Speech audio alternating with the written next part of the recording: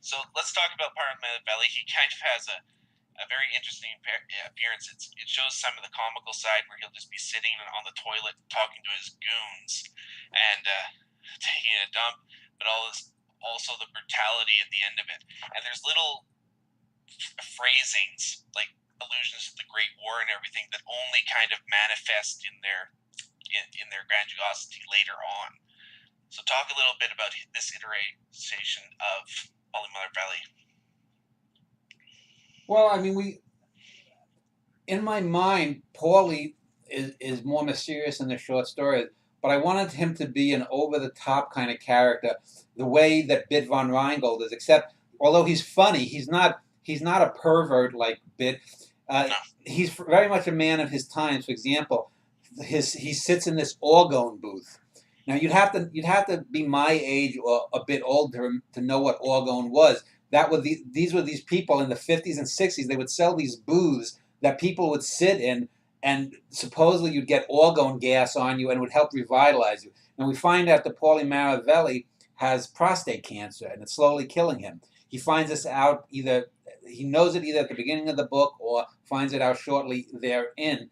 And so he knows he's probably only got 5 or 10 years to live, which may explain why, as the book goes on, he gets more and more frustrated with his because the Marrivelli family is a small family. They're not part of the 5 families of New York.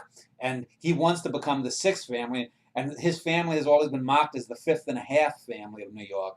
And so he's looking for a seat on the Mafia Commission. And, basically he spends a lot of time with Tony Delaguardo, his right-hand man, and Big Frank, his left-hand man. They're at the Little Linguini, which is sort of the mob front, a chain of a dozen or so Italian restaurants around the New York area. We see the comings and goings in the first book, Pauly, of people. We see Vito Vincetti. And Vito Vincetti is the character who we see as a total psychopathic father and husband within the Vincetti brothers. But here he's more likable because he's a comic foil. And we get a sense because, he's constantly made fun of by the other mobsters and gangsters for his stupidity. I don't know if it's in the Pauly section where he gets his head stuck trying to break into like an electronics store. He gets his head stuck in one of those metal gates that comes down over the window. And so he does all this stupid shit. And one of my favorite scenes is when this Jewish shyster lawyer, is talking in a nasal voice, and he's talking like Big Frank. I think it's in the Pauly section. But anyway, there's one scene in the book where he's like, "You won't believe what Vincetti did this time," and they always have to bail him out. And Big Frank would probably just as soon be rid of him, but for some reason, Pauly likes him. And one of the things we find out about Pauly is despite Pauly being a total psychopath, is he has a soft spot. This is what ends up being his undoing, because Pauly defeats the Foundation. Pauly exposes the Norwegian, not publicly, but he learns out who the Norwegian is. But his one big mistake is that he trusts Big Frank as a son.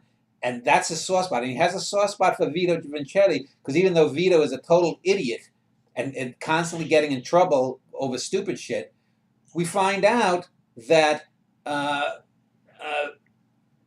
that Pauly, has a soft spot for him. One of my favorite scenes in this book is the scene where there's some kind of radioactive material that they're trying to dump. And then Pauly and Big Frank have to come because Vito and this young kid that's sort of the sidekick to Vito can't figure out how to open the goddamn canisters to dump the toxic waste. So there are a lot of things that play out in the book overall.